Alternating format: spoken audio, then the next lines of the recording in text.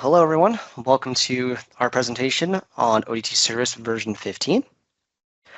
My name is Kyle. I'm part of the quality assurance team here at Open Door. I've been working with the company and with ODT Service for about 6 years now. And today I'm going to be demonstrating some of the new features in our recent update. So there's a couple features I'm going to demo for you today. These features are going to be our new resource capacities, our new visual resource diary scheduler, and the addition of a create purchase orders option. After that, we'll cover some additional features in this update, as well as a roadmap for the next release. And then that will be the end of our presentation today. So our first feature for today is going to be the addition of resource capacities in the Visual Resource Scheduler. We made a couple of updates to the resource scheduler in this version, and this is one of them. This will allow you to see at a glance the approximate workload that's been assigned to a resource that you have selected in the scheduler. The amount that is shown will update as you add and edit tasks, so you will always have a rough idea of how much work is assigned to a given resource. So here we are in Business Central, and if I just go into the resource scheduler, and you can see I already have a couple of resources and a couple of tasks assigned. And if I just click on one, let's say Marty here, you can see in the bottom right, we get this nice little graph showing approximately how much work Marty has for the week. So according to this, he has about 20% of his workload met. If I go to select a different resource, say Catherine, for example, you can see she has about 80%, so she's working about as much as she possibly can. And as I mentioned before, this value will update as you change tasks. So if I go to Lena here, who currently has nothing, as you can see, I go and select a task and just drag it onto the scheduler here. You can see that bumped up a little bit to 2%. Let's say this task is going to take a little longer. Let's say it takes all day. If I adjust that, you see it immediately updates to 14%. If I shrink this back down, you can see it drops to 10. So as you add and edit tasks, this number will go up and down to reflect how much work a given resource has. So you always have an idea at a glance of how much work everyone is doing. The next feature for today will be the Visual Resource Diary Scheduler. This is another way you can use the resource scheduler that will show you more information about individual tasks in these little tiles here you can see on the screenshot. The tasks are ordered rather than by having to drag them into the schedule and assign them to specific times from there. They're simply organized by first come, first serve. So first task assigned to a resource is assigned first. The second one will take place after, and so on.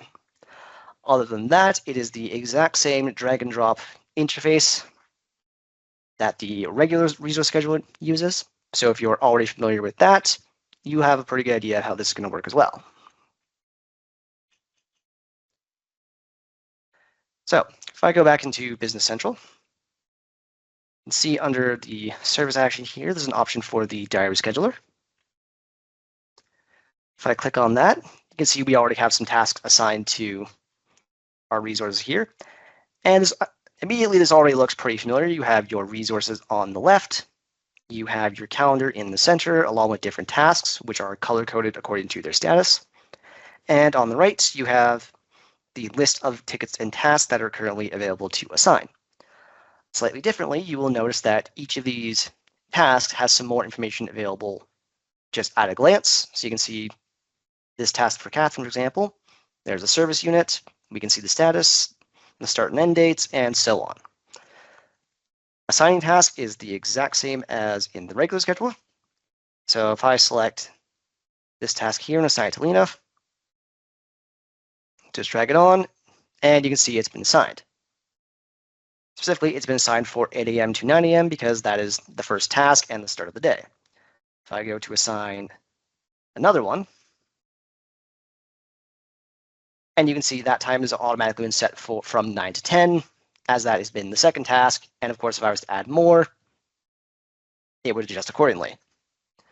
You can also see that This version of the resource scheduler has the resource capacity feature that I demonstrated a few moments ago. So you have access to that as well.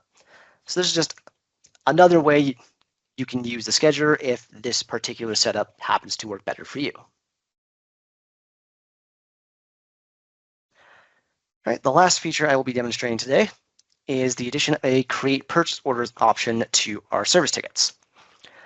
So what this will do is it will check your service ticket for any items that are currently either not in stock or maybe you have insufficient stock, and will automatically create a purchase order so you can order more of them.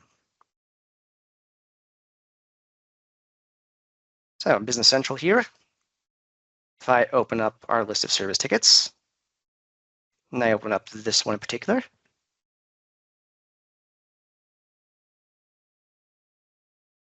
and as you can see, we already have a unit with a service template that has been assigned. Up in the top right here, you can see our create purchase orders action. If I click that, see it will check the service tickets, and it looks like we have an item here that we do not have enough quantity of. So I will select a vendor to order from, and then click OK.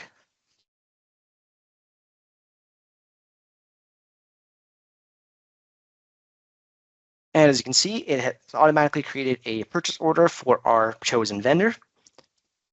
And if you check the lines here, you can see it's automatically filled in with 5 of the item that we need in stock. And then, of course, from here, we can process the rest of the purchase order as normal in order to order the items that we need. So this is just a nice, easier way to order items that you may need to finish up your service tickets or other service-related tasks. All right, those are the 3 features I'll be demonstrating today, but of course we have some other ones in the update. We've added the addition of a new option to service status to lock the ticket, so that way changes can't be made until the status has been changed to something else. Added a data search option that will allow you to scan barcodes. That can be, and by scanning those barcodes, you can search for service units and related documents. We have also added WIP options, and as well as options for create inventory and warehouse picks to all our service documents. So service tickets, planned maintenance tickets, and field service projects. In our next major update, which will be version 16, a couple of features we have planned for that. We're going to be adding support for incoming documents to service. We're going to add the ability to configure colors for the visual resource scheduler. So if you wish to use specific colors for different statuses, you can change that as you need. And we'll also add the ability for bidirectional updating between service tickets and the resource scheduler. So when changes are made to one, it will reflect on the other. All right, that is the end of the presentation. Thank you so much, everyone, for watching.